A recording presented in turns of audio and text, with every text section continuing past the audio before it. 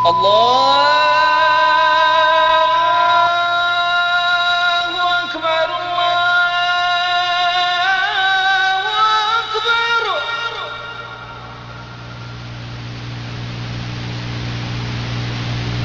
الله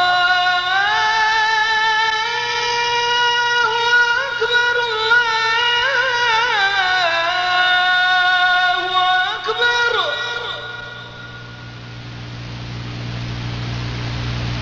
أشهد أن لا إله إلا الله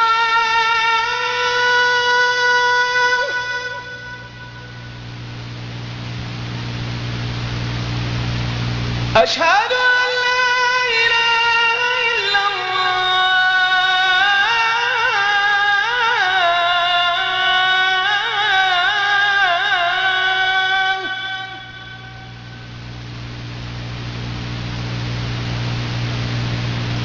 أشهد أن محمدًا رسول الله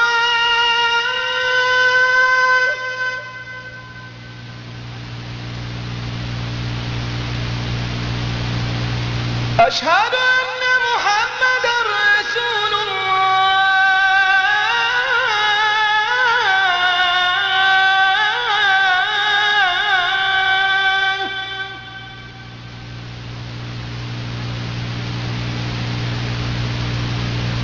حي على الصلاة أعوذ بالله من الشيطان الرجيم بسم الله الرحمن الرحيم يا أيها الذين آمنوا أطيعوا الله وأطيعوا الرسول وأولي الأمر منكم فإن تنازعتم في شيء فردوه إلى الله والرسول إن كنتم تؤمنون بالله واليوم الآخر ذلك خير وأحسن تأويلا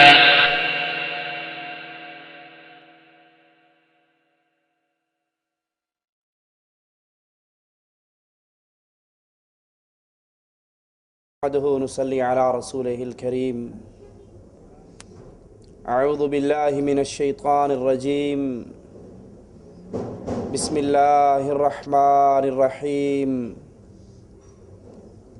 ألم تر إلى الذين أوتوا نصيبا من الكتاب يؤمنون بالجبت والطاغوت ويقولون للذين كفروا هؤلاء أهدى من الذين آمنوا سبيلا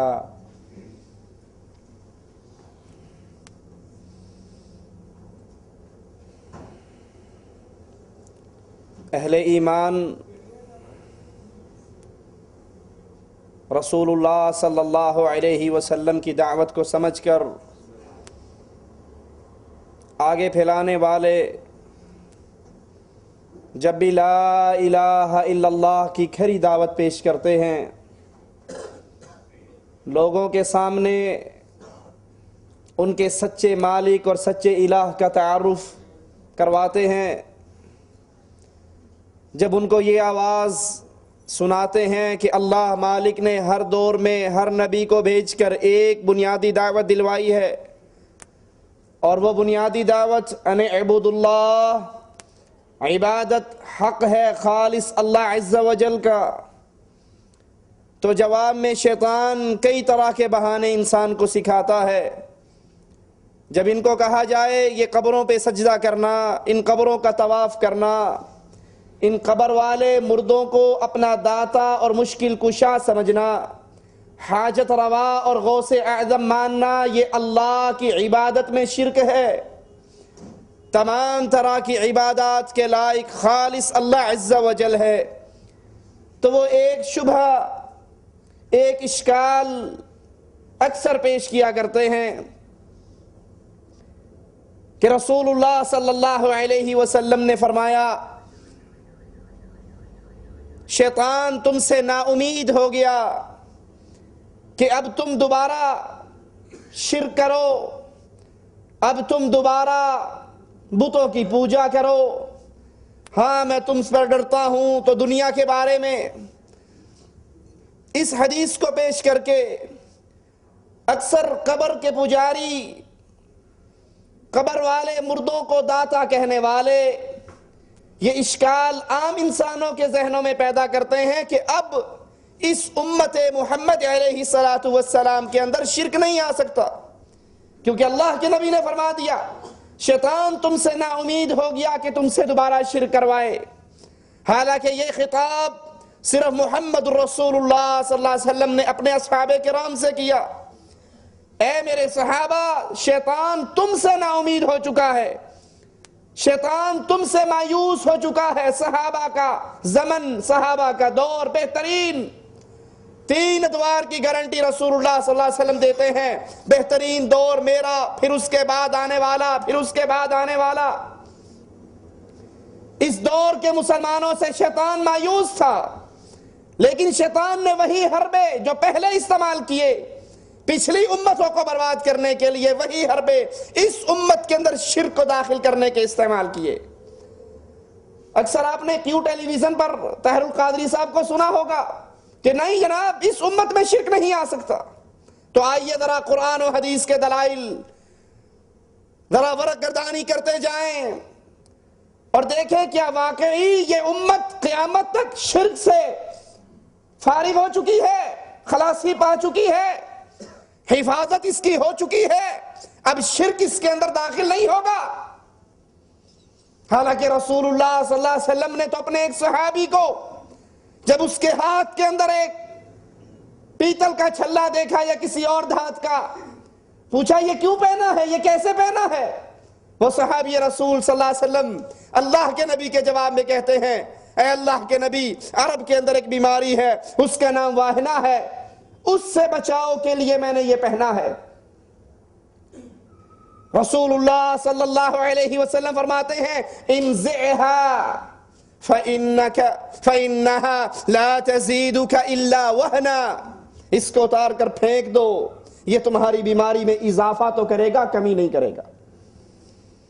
وَلَوْ مُتَّ وَهِيَ عَلَيْكَ مَا أَفْلَحْتَ أَبَدًا، اور اگر یہی چھلا، یہی مندری، یہی انگوٹھی، یہی کڑے پہنے پہنے موت واقع ہو گئی، مَا أَفْلَحْتَ أَبَدًا، تو یہ فلاح کبھی نہیں ہو سکتی، کیونکہ شفا دینے والا کون؟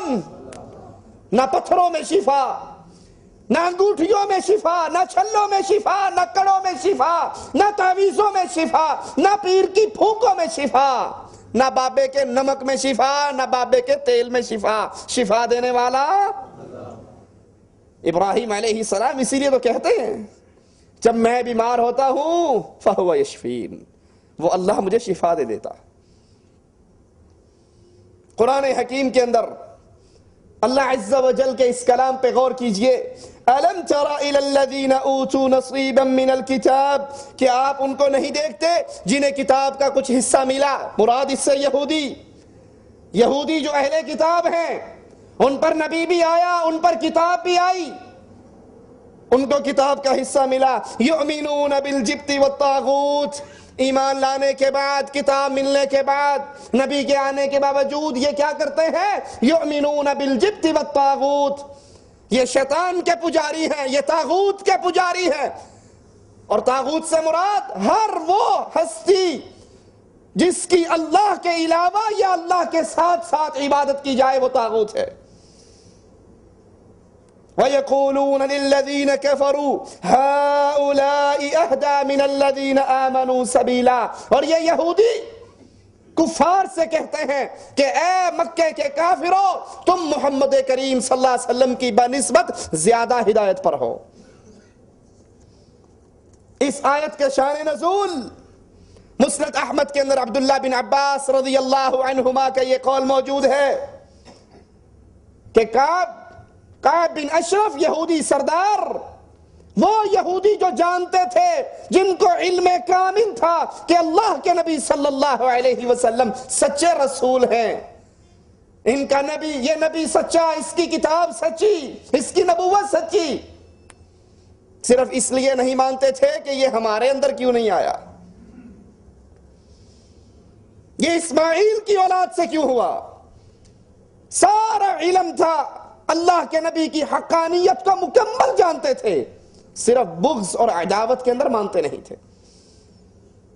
جب وہ مکے کے اندر آیا آگ بھڑکانے کے لیے بدر کے بعد، تو کافروں نے گھیر لیا، کہا اچھا ایک سوال کا جواب دو، تم یہودی سردار بھی ہو، تمہارے پاس تمہاری پچھلی کتابوں کا علم بھی ہے، تم اہل کتاب ہو، ہم بتوں کے پجاری، بتوں پر سجدہ کرنے والے، بتوں کو پکارنے والے، اولیاء کی مورتیوں کو مشکل کشا سمجھنے والے، ہم زیادہ ہدایت پر ہیں یا محمد الرسول اللہ صلی اللہ علیہ وسلم وہ زیادہ ہدایت پر ہیں؟ اس کو دیکھو، اس کی نہ نسل ہے، نہ آل ہے، نہ اولاد ہے، یہ دم کٹا ہے، نعوذ باللہ ثم نعوذ باللہ۔ اور ہم حجاج کے خادم ہیں، بیت اللہ کے خادم ہیں، ہم ہدایت والے ہیں یا یہ ہدایت والے ہیں؟ اب وہ جانتا تو تھا اندر سے کہ اصل ہدایت پر تو رسول اللہ صلی اللہ علیہ وسلم ہے۔ اسی لیے جب اللہ کے نبی ایک یہودی بچے کے سرہانے بیٹھے اور کہا قل لا الہ الا اللہ، اس نے اپنے باپ کو دیکھا، باپ نے کہا کہہ دے جو ابو القاسم نے کہا ہے، کیونکہ دل تو مانتا تھا کہ حق وہی ہے جو محمد کریم صلی اللہ علیہ وسلم کہتے ہیں۔ تو وہ کفار کی حمایت لینے کے لیے کہنے لگا نہیں، تم بتوں کے پجاری رسول اللہ صلی اللہ علیہ وسلم کے دین سے زیادہ ہدایت یافتہ ہو۔ تو یہودیوں کے بارے میں قرآن حکیم ایک بات سمجھا رہا ہے، یؤمنون بالجبت والطاغوت، یہ شیطان پر ایمان لانے والے، اللہ کے ساتھ شرک کرنے والے۔ دوسرا مقام قرآن حکیم کا سورۃ المائدہ ہے، آیت نمبر 60 ہے، اپنے گھروں میں رکھے ہوئے قرآن کو غلافوں سے نکالو اور کچھ وقت اس کی تلاوت ترجمے اور تفسیر کے ساتھ کرو۔ قرآن حکیم میں اعلان سنیے، قل هل أنبئكم بشر من ذلك مثوبة عند الله من لعنه الله وغضب عليه وجعل منهم القردة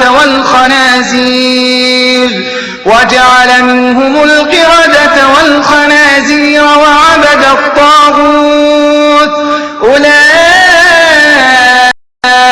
شر مكانا وأضل عن سواء السبيل۔ یہ کون تھے؟ یہودی، یہودیوں کے کچھ لوگوں کو مالک عز و جل نے، یہود و نصارہ کے، جن کو ہفتے کے دن آزمایا، ان یہودیوں میں سے کچھ لوگوں کو اللہ نے باندر اور خنزیر بنایا اور پھر ان کی نسل کو ختم کر دیا۔ یہ تھے کون؟ ان کا عقیدہ، ان کا کردار قرآن بیان کرتا ہے، وَعَبَدَ الطَّاغُوتِ، یہ اللہ کی عبادت نہیں کرتے تھے بلکہ اللہ کے مقابلے پر شیطان کی عبادت کرتے تھے، بتوں کو پوجتے تھے، اللہ کے علاوہ طاغوت گڑ رکھے تھے، ان طواغیت کی عبادت کرتے تھے، معبودان باطلہ کی پوجا کرتے تھے۔ دوسری آیت سے بھی ثابت ہوا کہ یہودیوں کے اندر شرک اور غیر اللہ کی عبادت داخل ہو چکی تھی۔ اب آئیے ان دونوں آیتوں کو سامنے رکھیے کہ یہود و نصارہ کے اندر شرک داخل ہو چکا تھا، یہودیوں کے اندر طاغوت کی عبادت شروع ہو چکی تھی۔ آئیے اب رسول اللہ صلی اللہ علیہ وسلم کے اس فرمان کو سنیے۔ ابو سعید خدری سے روایت ہے، رسول اللہ صلی اللہ علیہ وسلم نے فرمایا تم اپنے سے پہلے لوگوں کے طریقوں کی مکمل پیروی کرو گے۔ اپنے سے پہلے جو امتیں تمہاری گزر گئی، مسلمانوں سے پہلی امت نصارہ کی، یہودیوں کی، اللہ کے نبی علیہ الصلوۃ والسلام فرماتے ہیں، صحیح مسلم کی روایت ہے، بخاری و مسلم کی، اپنے سے پہلی امت کی مکمل پیروی کرو گے، جس طرح تیر کے پر آپ اس میں برابر ہوتے ہیں، تم بھی ان کے نقش قدم پر ایسے ہی چلو گے۔ اگر ان میں سے کوئی کسی جانور کے سوراخ میں داخل ہوا ہوگا تو تم میں سے بھی ضرور ایسے لوگ ہوں گے جو اسی جانور کے سوراخ میں داخل ہوں۔ رسول اللہ صلی اللہ علیہ وسلم نے پوچھا، رسول اللہ صلی اللہ علیہ وسلم سے پوچھا گیا، صحابہ نے پوچھا اے اللہ کے نبی، ہم سے پہلے لوگوں سے مراد کون ہیں؟ جن کے پیچھے ہم چلیں گے وہ کون ہے؟ کیا وہ یہود و نصارہ ہیں؟ آپ نے فرمایا وہ نہیں تو پھر اور کون ہے؟ یہود و نصارہ کے نقش قدم پر تم چلو گے، یہود و نصارہ کے پیچھے، ان کے قدموں پر، ان کے فٹ پرنٹ پہ جو ان کے عقیدے ہوں گے، جو ان کے معاملات ہوں گے، اس کے پیچھے پیچھے چلو گے۔ اگر وہ کسی سوراخ میں، جانور کے سوراخ میں داخل ہوئے تو تم بھی ایسا ہی کرو گے۔ ایک اور روایت میں کہ اگر ان میں سے یہودیوں میں سے کسی شخص نے راستے کے اوپر کھڑے ہو کر اپنی بیوی سے جماع کیا ہوگا تو تم میں سے بھی کچھ لوگ ہوں گے جو یہی عمل کریں گے۔ رسول اللہ صلی اللہ علیہ وسلم کا یہ فرمان آپ کے معجزات میں سے ہے اور آپ کی نبوت کی صداقت کی روشن دلیل ہے کہ جو کچھ اللہ کے نبی نے مستقبل کی خبر دی، اللہ کے نبی مستقبل کی خبر کیسے دیتے تھے؟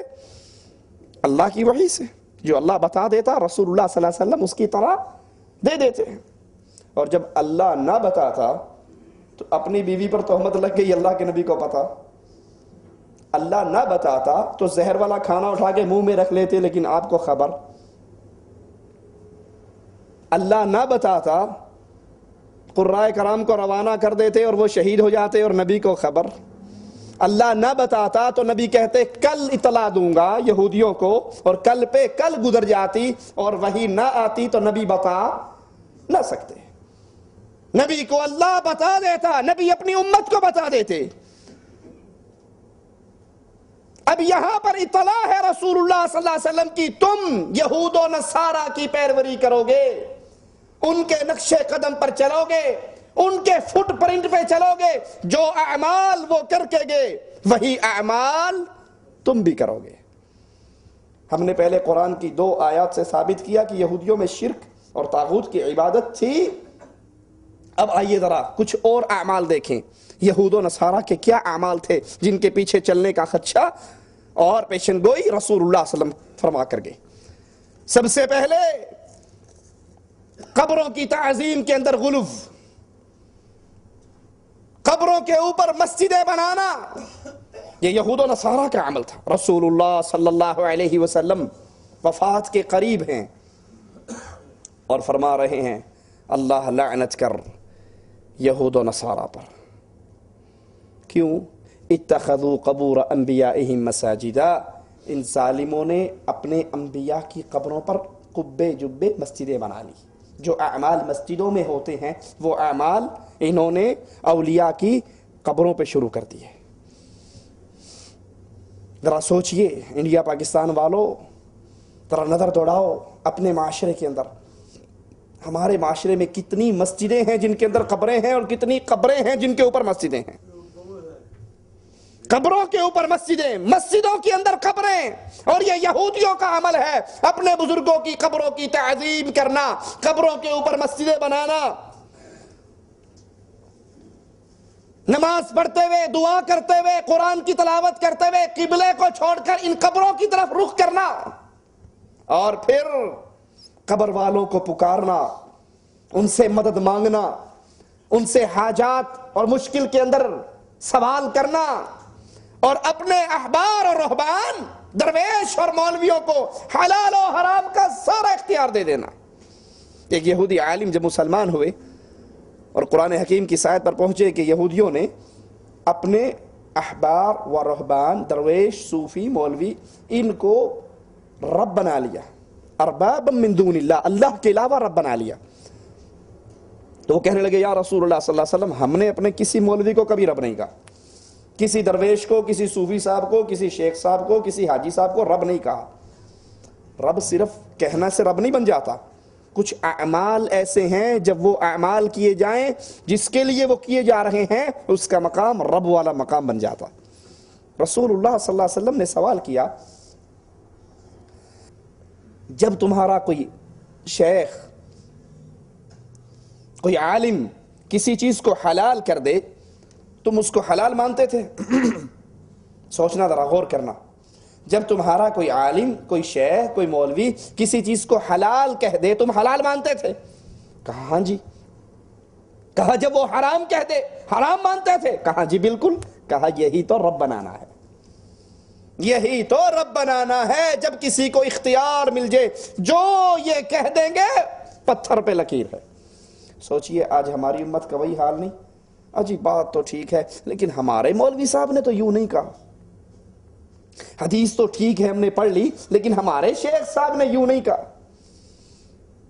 آنکھیں بند ہیں، جو ہمارے مولوی نے کہہ دیا، جو شیخ نے کہہ دیا، جو پیر نے کہہ دیا، جو صوفی صاحب نے کہہ دیا، جو مولوی صاحب نے کہہ دیا، بس وہی پتھر پہ لکیر۔ اور حالانکہ حلال و حرام کے اختیار کس کو ہے؟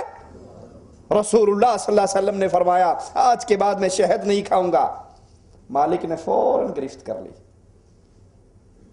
لما تحرم ما احل اللہ لک، اللہ حلال کرتا ہے تو حرام کرنے والا کون ہوتا ہے؟ تبتغی مرضات ازواجک، بیویوں کو راضی کرتا ہے. حلال و حرام یہ اختیار صرف اللہ کے پاس ہے. جائز اور ناجائز، حلال اور حرام کوئی نہیں کر سکتا.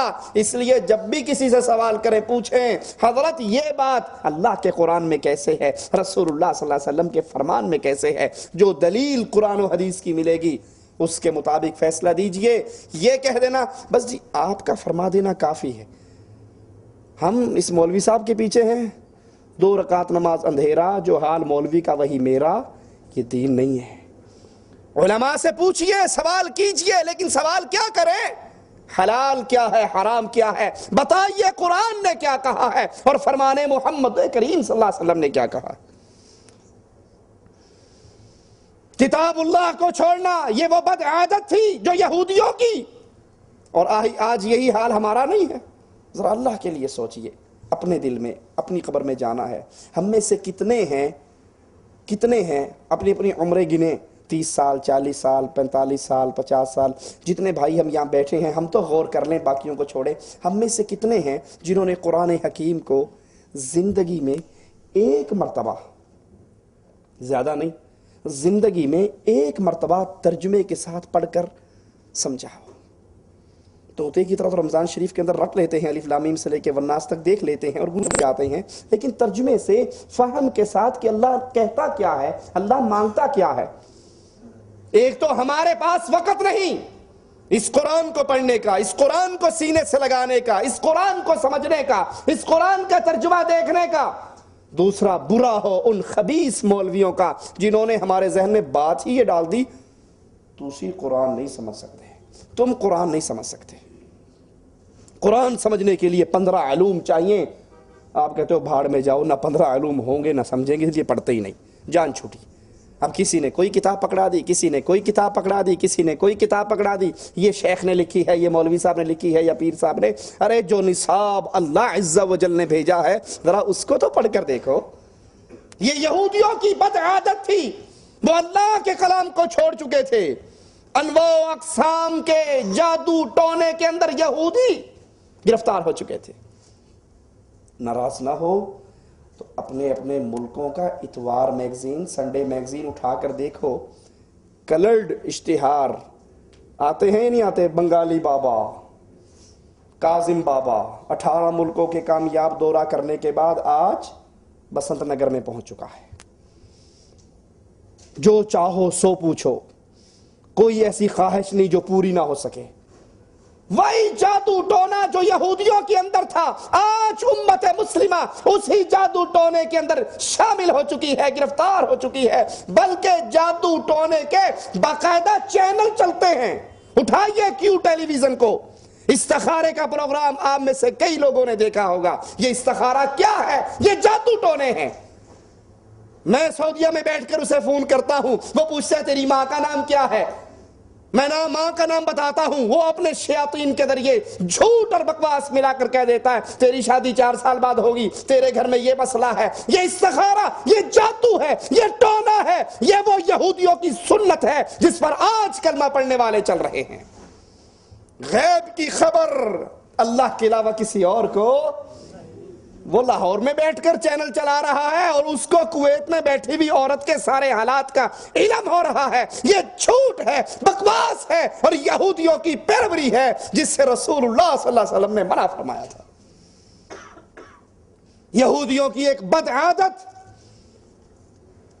آپ کو ناراض کرنا میرا مقصد نہیں، لیکن جب مریض کا آپریشن ہوتا ہے تکلیف تو مریض کو ہوتی ہے. کامیاب ڈاکٹر وہی ہے جو اس کے گند کو نکال دے. اپنے معاشرے پر نظر دوڑائیے، اپنے عقائد پر نظر دوڑائیے، اپنے نظریات پر نظر دوڑائیے اور پھر یہ یاد کیجئے اگر آپ کے اور میرے عقیدوں کے اندر یہودیوں والی خصلتیں ہیں تو اہل ایمان کے اندر کبھی شرکیہ اور اہل شرکی خصلت نہیں آ سکتی. تبدیل کر لیجئے اپنے آپ کو. اپنا دامن اللہ کے قرآن سے جوڑ کر پوری کائنات سے توڑ لیجئے، اور جس کا دامن رب کے کلام سے جڑ جائے اسے کسی اور کی حاجت نہیں ہوتی۔ یہودیوں کی ایک بری خصلت یہ بھی تھی، وہ اللہ عز و جل کی طرف عیب اور نقص، بری باتیں منسوب کیا کرتے تھے۔ ید اللہ مغلولہ غلت ایدیہم، وہ اللہ کے ہاتھ کو کہتے تھے اللہ کا ہاتھ مغلولہ ہے، ان کے اپنے ہاتھ ٹوٹ جائے، بلکہ اللہ کے ہاتھ مبسوطتان، جیسے چاہتا ہے خرچ کرتا ہے۔ وہ اللہ کی طرف عیب کی نسبت کرتے تھے، نقص کی نسبت کرتے تھے۔ آج یہی بیماری اس کلمہ پڑھنے والی امت کے اندر بھی موجود ہے۔ آپ کہیں گے مولوی صاحب پتہ نہیں کہاں سے بول رہے ہیں، یہ ہمارے ہاتھ کے اندر فتاوی رضویہ ہے، احمد رضا خان صاحب بریلوی صاحب کا فتاوی جو کئی جلدوں میں ہے، یہ اس کی پہلی جلد ہے، اس کو شائع کیا ہے دارالعلوم امجدیہ مکتبہ رضویہ آرام باغ روڈ کراچی پاکستان نے۔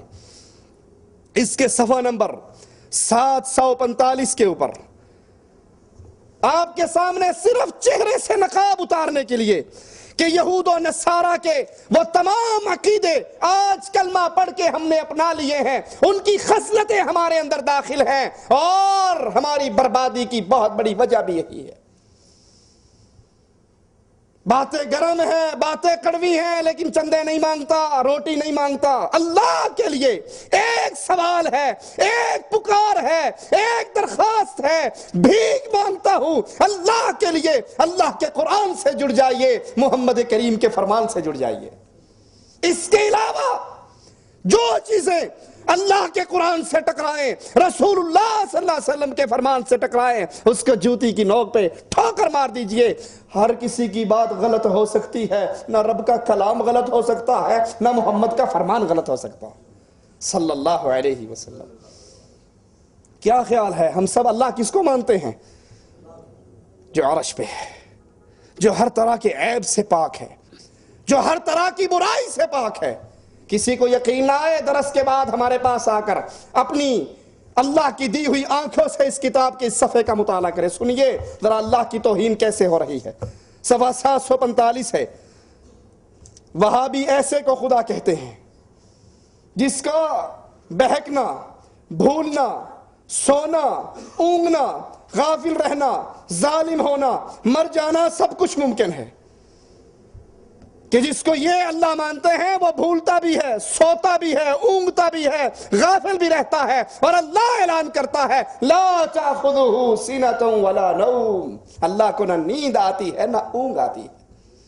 ان تمام حاجتوں سے اللہ پاک ہے، سبحانہ، وہ بلند ہے، برتر ہے، پاک ہے۔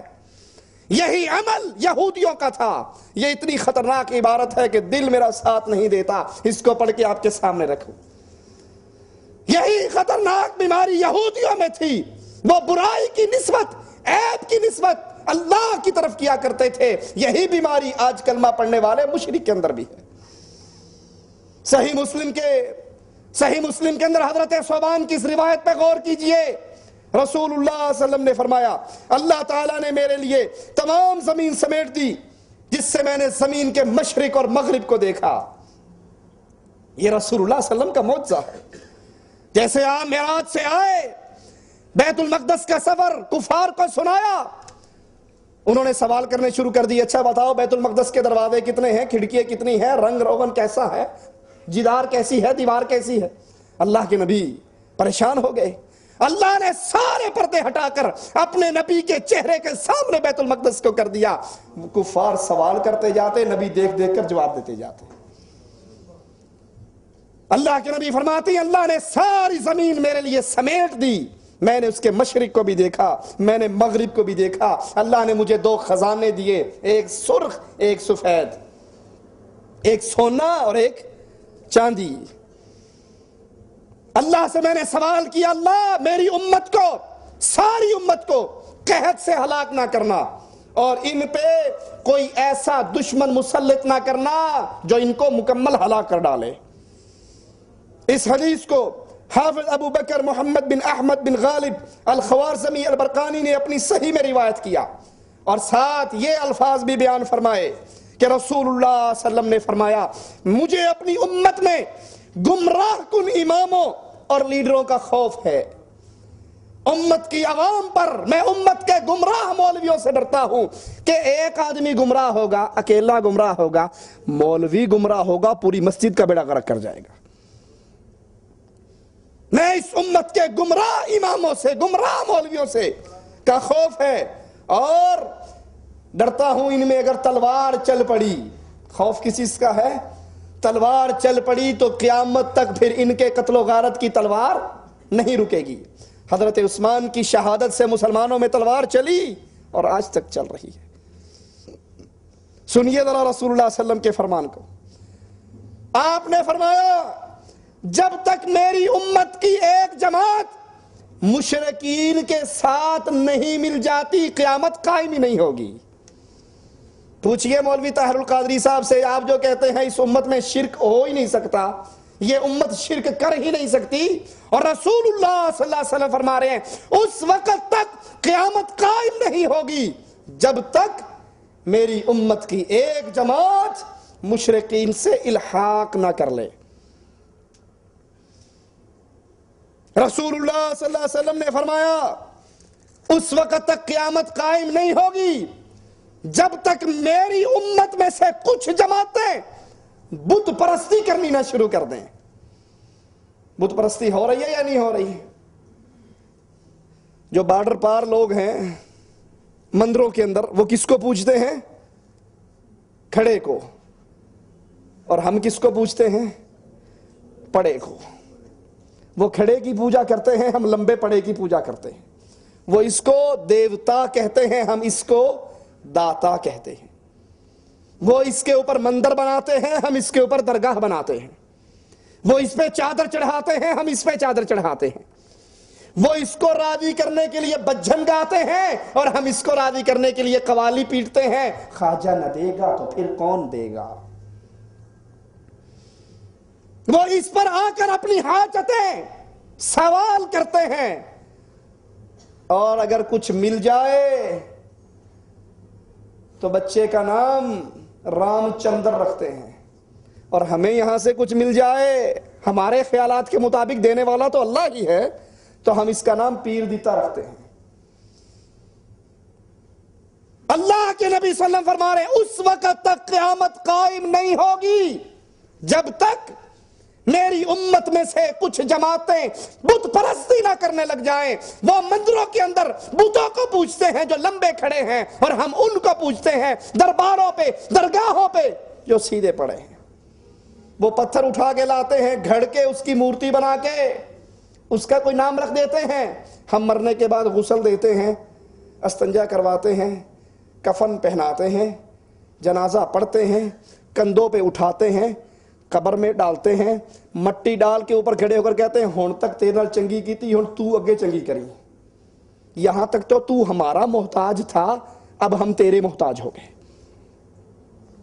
اور عقل کے اندھے کھڑے اس قبر پہ ہیں، وہ قبر کسی پیر صاحب کی ہو۔ پیروں نے تو اپنے مریدوں کو وہ کچھ کرنے کا حکم نہیں دیا نا جو کیا جا رہا ہے۔ جو نیک اولیاء اللہ ہیں وہ تو مریدوں سے بری ہیں۔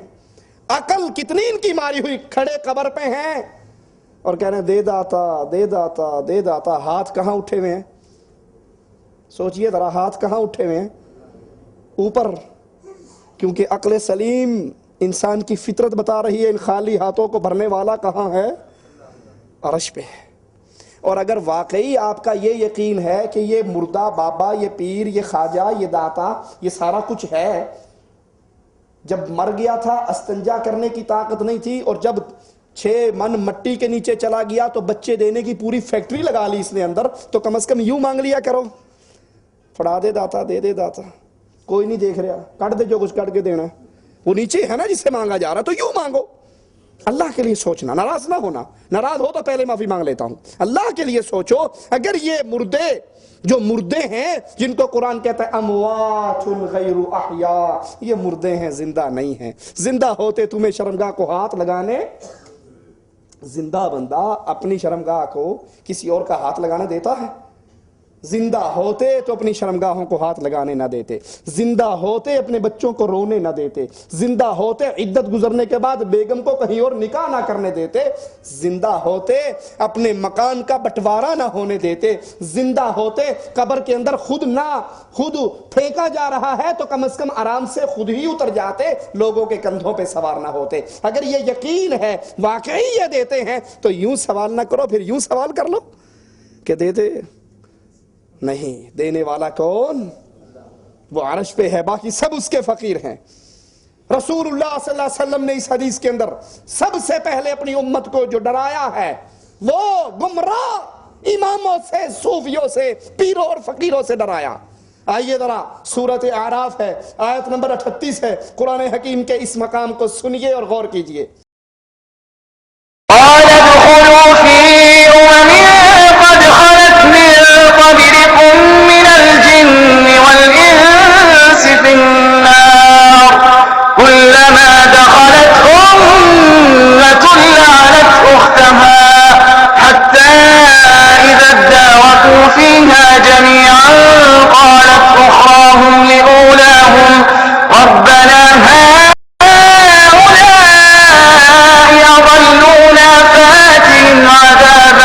فآتهم عذابا ضعفا من النار قال لكل ضعف ولكن لا تعلمون حتی اذا ادارکوا فیہا جمیعا، جب اہل جہنم میں اکٹھے ہو جائیں گے، قالت اخراہم لأولاہم، تو پہلے پچھلوں کے بارے میں کہیں گے، مرید پیروں کے بارے میں کہیں گے، ربنا ہؤلاء اضلونا، اللہ اے شاہ صاحب سانو گمراہ کرنے والے سن، ہؤلاء یہ وہ ہے، یہ پیر اور باپے، یہ بزرگ، یہ گدی نشین، یہ سجادہ نشین، یہ ہمارے نذرانے وصول کرنے والے، یہ قبروں پہ عرس لگانے والے، یہ قبروں کی عرق گلاب سے غسل دینے والے، یہ خاک کے اندر شفا بتانے والے،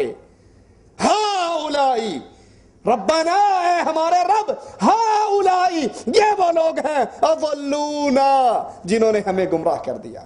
یہ کہا کرتے تھے بچہ بیمار ہے، ایک دفعہ اسلام آباد کے بابے کے پاس آ کر بکرے کی نیاز دے کر کہہ دے بری بری سرکار بری، کھوٹی قسمت کر دے ہری۔ بچہ بیمار ہے، اصیل دیسی مرغا لے کے آ، اس کے خون سے تعویذ لکھوں گا، اور میں اللہ کی قسم کھا کر کہتا ہوں آپ اصیل دیسی مرغا خرید کے ذبح کر کے ایک ڈبی میں خون بند کر کے مولوی کے پاس لے جاؤ، جوتے مار کے بھگا دے گا آپ کو۔ آپ کہو جی آپ نے کہا تھا نا خون سے تعویذ لکھوں گا، تو یہ میں خون لے آیا ہوں، کہ کہا بوٹیاں اپنے فرشتے واسطے چھڈ آیا، اصل تے او سی نا خون تواڈے واسطے بوٹیاں۔ یہ وہ گمراہ ہیں جنہوں نے لوگوں کی عزتوں کے جنازے نکالے ہیں، لوگوں کے ایمان کے جنازے نکالے ہیں، لوگوں کے مال کے جنازے نکالے۔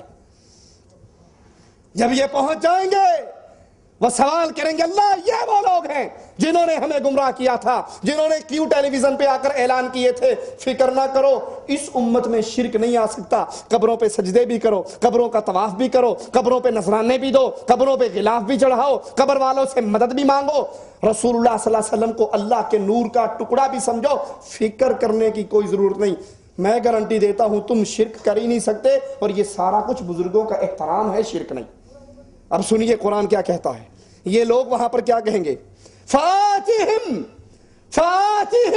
عذابا ضعفا من النار، دنیا کے اندر تو ان کے درگاہوں پہ جاتے ہوئے جوتی اتار کے ننگے پاؤں ہو کر جاتے تھے، دنیا کے اندر تو اس گدی نشین کی طرف پشت کرنے کو بھی حرام سمجھتے تھے، لیکن جہنم میں گرنے کے بعد کہیں گے آتہم، دے ان کو عذابا عذاب ضعفا من النار، جہنم کا 2 دفعہ عذاب، 2 گنا عذاب دے۔ لیکن وہاں پہ چیخنے کا فائدہ، وہاں پہ اللہ کا جواب ہوگا تجھے بھی دگنا عذاب، ان کو بھی دگنا عذاب، تجھے بھی ڈبل عذاب، ان کو بھی ڈبل عذاب۔ ہم کہہ سکتے ہیں نا کہ اللہ پاک ہمارا کیا قصور ہے، ہمیں ڈبل کیوں؟ مولوی کا تو قصور سمجھ آ گیا کہ خود بھی گمراہ تھا ہمیں بھی گمراہ کیا، ہمیں ڈبل کیوں؟ ہم نے تو اس کا کیوں چینل پر کیوں ٹیلی ویژن پر یہ پروگرام دیکھا تھا، اس کے بعد اس کے پیچھے لگے تھے، ہمارا قصور کیا ہے؟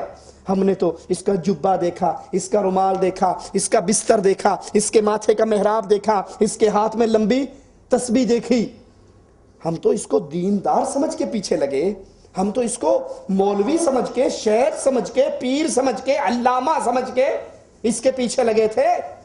ہمارا قصور کیا ہے؟ اس کا تو قصور ہے، خود بھی گمراہ ہوا تو مجھے بھی گمراہ کیا، لیکن ہمارا قصور کیا ہے؟ سوچنا ذرا، سوال بڑا خطرناک ہے۔ تو کیا اللہ مالک آپ سے اور مجھ سے یہ نہیں کہہ سکتا کہ بندے تو نے ٹماٹر لینے ہوں تو ان ٹماٹروں کو تو 4 دفعہ اٹھا کر دیکھتا یہ گلا ہوا تو نہیں ہے؟ جو گلا ہوا تو بیگم میرے ہی سر میں مارے گی۔ پیاز لیتے ہوئے دیکھتا یہ پرانا تو نہیں ہے۔ سبزی لیتے ہوئے، بینگن لیتے، بتاؤں لیتے ہوئے تو دیکھتا اس میں سوراخ ہوا کیڑے تو نہیں پڑے ہوئے۔ ہائے ہائے ہائے، تو جوتی لیتے ہوئے مارکیٹ چیک کرتا، اس کے سول کو موڑ کر دیکھتا کہیں اس میں گتا تو نہیں ہے، چمڑے کے نام پہ ریگزین تو نہیں ہے۔ تو کپڑا لینے جاتا، 10 مارکیٹیں 10 دکانیں گھومتا، کپڑے کے اوپر جاپان کی مہر تلاش کرتا، کپڑا لیتے ہوئے تحقیق، جوتی لیتے ہوئے تحقیق، ٹماٹر اور پیاز لیتے ہوئے تحقیق، بیگم کی لپسٹک لینے جاتا تو تب بھی کہتا دکاندار صاحب میڈورا کمپنی کی دینا، چائنا والی نہ دینا، میری بوڑھی جب بول خراب ہو جائیں گے، اچھی چیز دینا۔ دنیا کے ایک عمل کے اندر تحقیق اور سوچ ہے، کیا قرآن کی اتنی بھی قدر نہیں ہے جتنی دنیا کی چیزوں کی قدر ہے؟ دین لیتے ہوئے کوئی تحقیق نہیں۔ میں دیوبندی کے گھر پیدا ہوا دیوبندی، بریلوی کے گھر پیدا ہوا بریلوی، وہابی کے گھر پیدا ہوا وہابی، مجھے نہیں پتا اللہ مالک اس قرآن میں کیا فرماتا۔ جو ٹماٹر لیتے ہوئے سوچتے ہو، سبزی لیتے ہوئے سوچتے ہو، کیا دین اتنی بھی آپ کے اور ہمارے ہاں اہمیت نہیں رکھتا کہ دین لیتے ہوئے تو سوچ لیں؟ یہ مولوی کہاں سے بول رہا ہے؟ اس کی دلیل کیا ہے؟ اس کے پاس ثبوت کیا ہے؟ مالک کا اعلان سنیے، تیرے لیے بھی ڈبل عذاب اور ان سب کے لیے ڈبل عذاب۔ یہ وہ امتحان ہے، یہ جہنم کا وہ گڑھا ہے جس میں آنے کے بعد پھر سپلیمنٹری نہیں ہے، پھر ریٹیسٹ نہیں ہے، پھر واپسی نہیں ہے۔ اللہ کے نبی صلی اللہ علیہ وسلم ڈرا رہے ہیں اپنے حدیث میں، ان گمراہ اماموں سے بچو جو کیا کہتے ہیں جہنم میں تو کیا میرا سایہ بھی نہ جائے گا، غوث پاک سے یہ دیکھا نہ جائے گا۔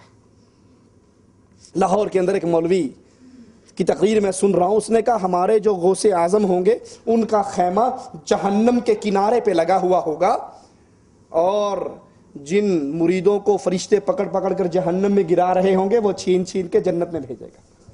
اللہ اکبر، اللہ اکبر۔ اللہ عز و جل کسی کے بارے میں جہنمی ہونے کا فیصلہ کر دے تو دنیا کی ہستی اس کو بدل سکتی ہے۔ نوح علیہ السلام نے کہا نہیں تھا اے اللہ میرا بیٹا انہو من اہل، یہ میرا بیٹا میرے اہل و عیال کا، فرمایا انہو لیس من اہلک، اے نوح یہ تیرا بیٹا نہیں، تیرا نطفہ تو ضرور ہے لیکن تیرے ایمان اور عقیدے پہ نہیں ہے۔ دوبارہ کسی مشرک کی سفارش نہ کرنا، میں تجھے بھی خسارہ پانے والوں میں شامل کر دوں گا۔ یہ دنیا کے دعوے ہیں۔ پھٹکی ہوئی عورت آ کر پیر صاحب کی بیعت کے لیے حاضر ہوتی ہے، پردہ کیا ہوا، وہ بابا کہتا ہے، اس سے پہلے اس کے مرید کہتے ہیں بی بی منہ ننگا کر، وہ کہتی میں پردے دار عورت ہوں کیسے ننگا کروں؟ کہا کملیے اگر آج تو نے منہ ننگا نہ کیا، پیر صاحب تجھے نہ دیکھ سکے، قیامت کے دن کیسے تجھے پہچان کر بخشوائیں گے؟ اپنا منہ دکھا اس کو۔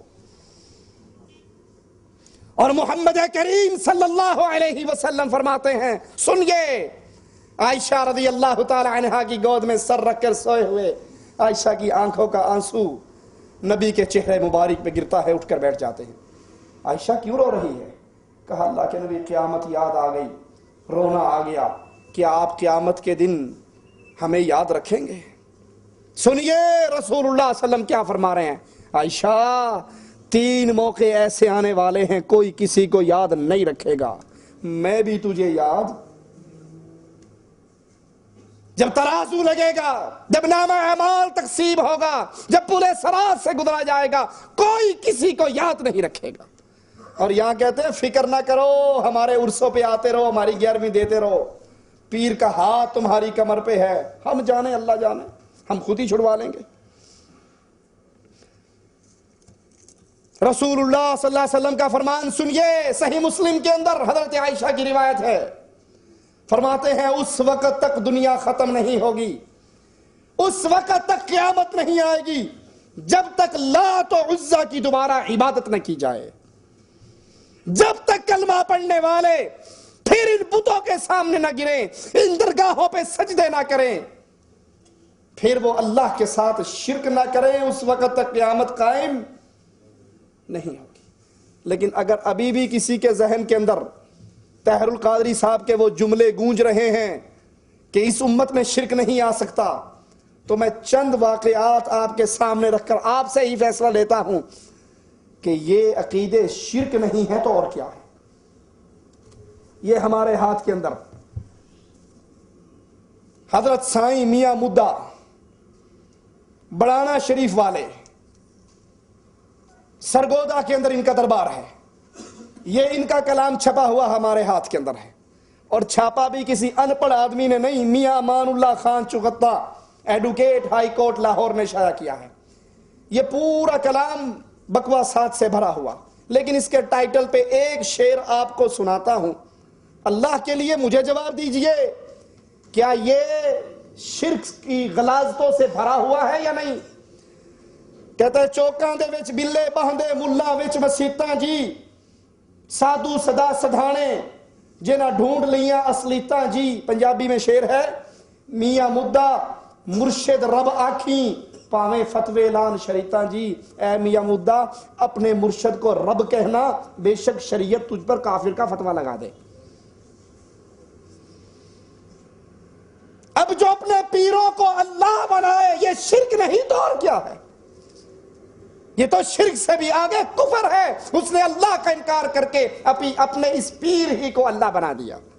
یہ ہمارے ہاتھ کے اندر دیوان محمدی ہے جس کو خواجہ محمد یار فریدی نے لکھا، 151 صفحہ اس کا.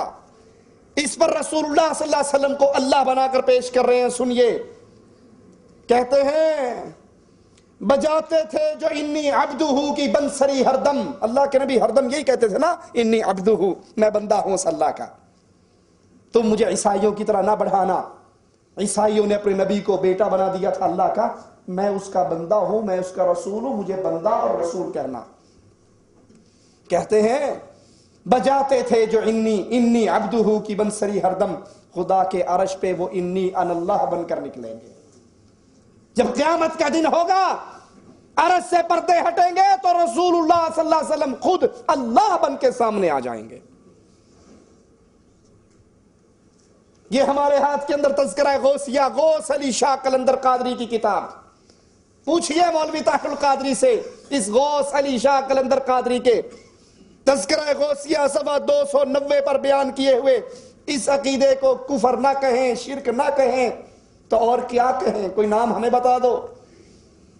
کہتے ہیں اللہ کے نبی صلی اللہ علیہ وسلم نے جبرائیل علیہ السلام سے پوچھا، اور جھوٹ، اللہ کے نبی پر بھی جھوٹ، جبرائیل پر بھی جھوٹ. اور اللہ کے نبی نے کہا تھا من کذب علی متعمدا، جو جان بوجھ کے مجھ پہ جھوٹ بولے وہ اپنا ٹھکانہ جہنم بنا لے. اللہ کے نبی نے جبرائیل سے پوچھا وحی کہاں سے لاتے ہو؟ اس نے کہا میں سدرۃ المنتہا پہ رک جاتا ہوں، آواز آتی ہے لے کر آپ تک آ جاتا ہوں. کہا کبھی دیکھا ہے آگے وحی کرتا کون ہے؟ اس نے کہا کبھی ہمت نہیں پڑی. کہا ذرا اس دفعہ جا کر دیکھنا. جبریل آواز کے پیچھے چلتے گئے اور جہاں سے آواز آ رہی تھی جب عرش پہ پہنچے تو پردہ ہٹا کر دیکھا تو خود رسول اللہ صلی اللہ علیہ وسلم عرش پر بیٹھ کے وحی کر رہے تھے. وہیں کھڑے کھڑے جبریل نے مدینے میں چاتی مار کے دیکھا تو وہاں بھی رسول اللہ ہی بیٹھ کر وحی سن رہے تھے. وہی اللہ ہے، وہی رسول اللہ ہے، وہی جو مستوی عرشدہ خدا ہو کر اتر پڑا مدینے میں مصطفیٰ ہو کر. ان عقیدوں کو شرک نہ کہیں تو شرک کی تعریف تو کرو. پھر شرک اور کیا بیماری ہے؟ مالک کہتا ہے زمین و آسمان کو قائم کرنے والا. کفار کے بارے میں کہتا ہے وَلَئِن سَأَلْتَهُمْ مَنْ خَلَقَ السَّمَاوَاتِ وَالْأَرْضِ. زمین و آسمان کو قائم، اس کا خالق، اس کا مالک کون ہے؟ اے نبی اگر ابو جہل سے بھی پوچھو گے نا تو یہ کہیں گے اللہ. یہ کہیں گے اللہ. زمین و آسمان کا خالق بھی اللہ، اس کو قائم کرنے والا بھی اللہ. یہ ہمارے ہاتھ میں ہے ملفوظات احمد رضا خان صاحب بریلوی. اس کا صفحہ نمبر 106 ہے. 106 پر سوال کرتے ہیں. 105 پر غوث سنا ہے نا آپ نے؟ غوث اعظم مددگار جسے کہتے ہیں، ان کے ہاں اولیاء کے سٹیپ ہیں. کہتے ہیں حضرت کیا غوث ہر زمانے میں ہوتا ہے؟ ارشاد بغیر غوث کے زمین و آسمان قائم نہیں رہ سکتی. غوث زمین و آسمان کو قائم رکھتا ہے. اللہ کہتا ہے اس زمین و آسمان کو میں قائم رکھتا ہوں. یہ کہتے نہیں ہمارے پیر قائم رکھتے ہیں. پوچھو ذرا کیو چینل پہ آنے والوں سے کہ اس کو شرک نہ کہیں تو شرک کیا ہے؟ مالک کا اعلان، عالم الغیب، غیب دان اللہ، فلا یظہر علی غیبہ احدا. اللہ اپنے غیب کو کسی پہ ظاہر نہیں کرتا. الا من ارتضی من رسول، چاہتا ہے اپنے نبیوں پر وحی کر کے اس کو اطلاع دے دیتا ہے. اور جو نبی پہ وحی ہو جاتی ہے وہ غیب رہتا، وہ تو ظاہر ہو گیا، صحابہ میں آ گیا، امت میں آ گیا. اسی صفحہ 106 پر کہتے ہیں کہ پوری دنیا غوث کے سامنے شیشے کی طرح ہوتی ہے، جہاں پر جو کچھ ہو رہا ہوتا ہے اس کا علم غوث پاک کو ہوتا ہے. تو رسول اللہ صلی اللہ علیہ وسلم جب قافلہ لے کر چلے، حضرت عائشہ کی سواری چلی اور حضرت عائشہ اپنی سواری پر موجود نہیں تھی. غوث پاک کو تو شیشے کی طرح ہر چیز نظر آ جاتی ہے، رسول اللہ صلی اللہ علیہ وسلم کو نظر کیوں نہیں آئی؟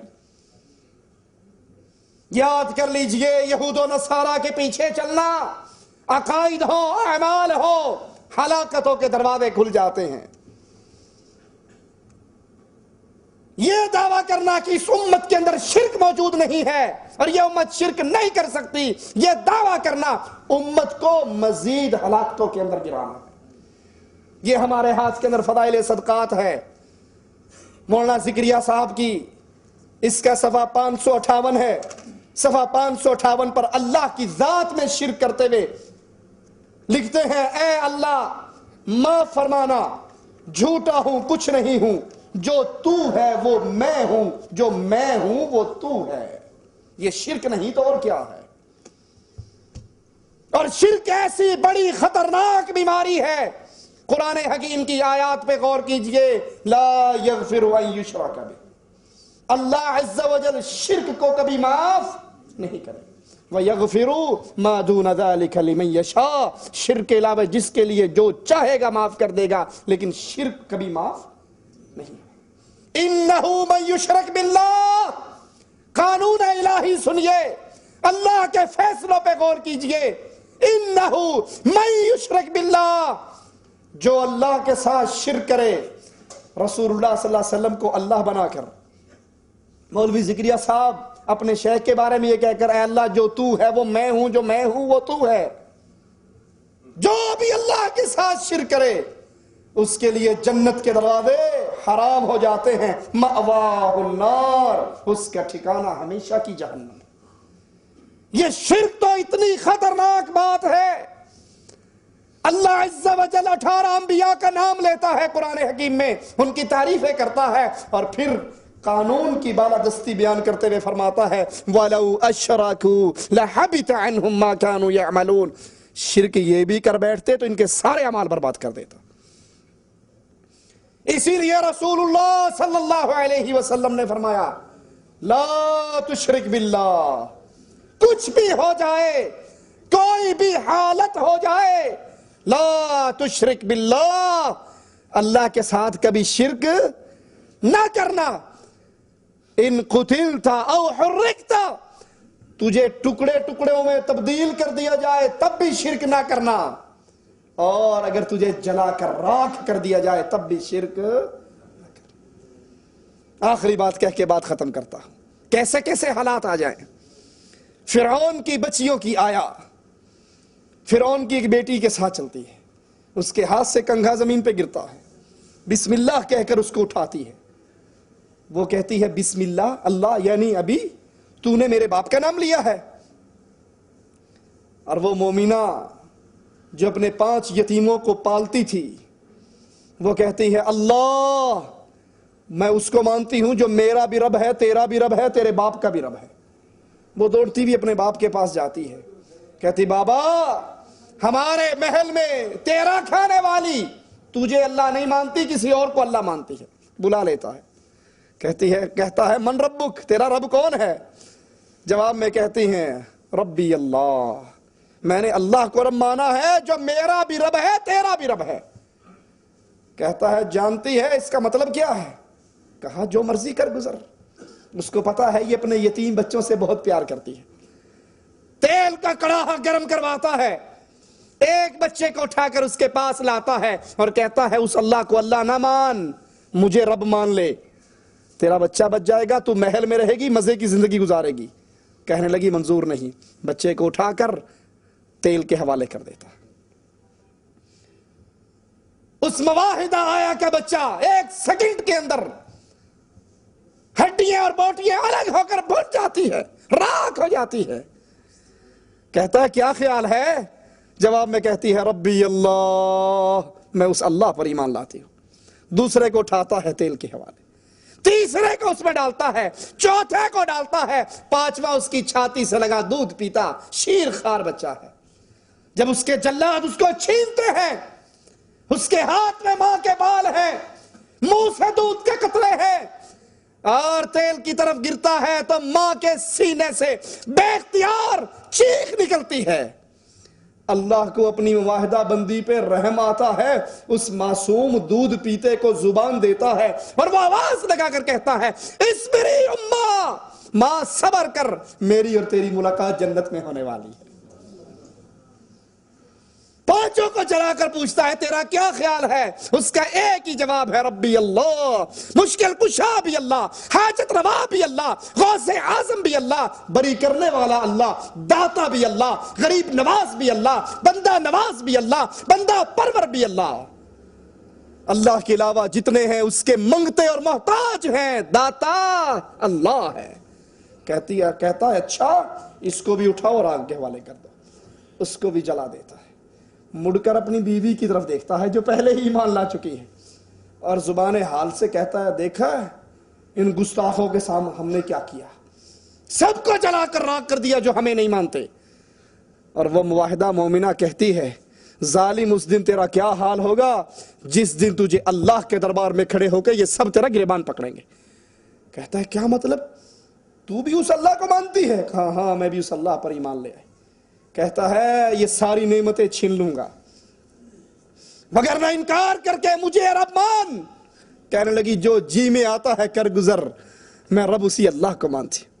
لا تشرک باللہ, کبھی بھی اللہ کے ساتھ شرک نہ کیجئے, آپ قتل ہو جائیں یا آپ جل کر راکھ ہو جائیں. وہ کہتا ہے پتہ ہے کیا عذاب دوں گا؟ کہا دے کے دیکھ لے. وہ اس معاہدہ کے جسم میں کیلے میخے گاڑ دیتا ہے ہاتھوں اور پاؤں میں. اس کی تکلیف حد سے بڑھتی ہے, برداشت سے باہر ہوتی ہے. یہ عرش والے رب کی طرف منہ کر کے کہتی ہے اللہ اس ظالم سے نجات دے دے, میرا گھر اپنی جنت میں بنا دے. اللہ کو اپنی معاہدہ بندی پر رحم آتا ہے, اس کے اور جنت کے درمیان پڑے ہوئے سارے پردوں کو ہٹا کر اس کا محل جیتے جی جنت کا دکھا دیتا ہے. اس کے چہرے پہ مسکراہٹ کھیلتی ہے. فرعون کہتا ہے انظروا الی ہذہ المجنونہ, اس پاگل کو دیکھو, میں اس کے جسم میں میخے گاڑ رہا ہوں اور یہ مسکرا رہی ہے. تو یاد کر لیجئے آج کے سبق کو, کوئی حالت ہو جائے بھروسے بھی اللہ پہ کیجئے, امید بھی اللہ سے کیجئے، سوال بھی اللہ سے کیجئے، مدد بھی اللہ سے مانگیے۔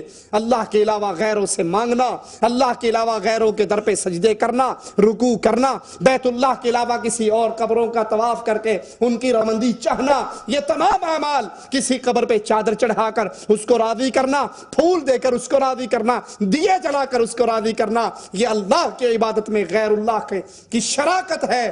اللہ شریک بنانے والے جرم کو کبھی معاف نہیں کرتا۔ اللہ سے دعا ہے اللہ ہماری خطاؤں کو معاف فرمائے، زندہ رکھے، ایمان پہ رکھے، موت دے اس حال میں دے۔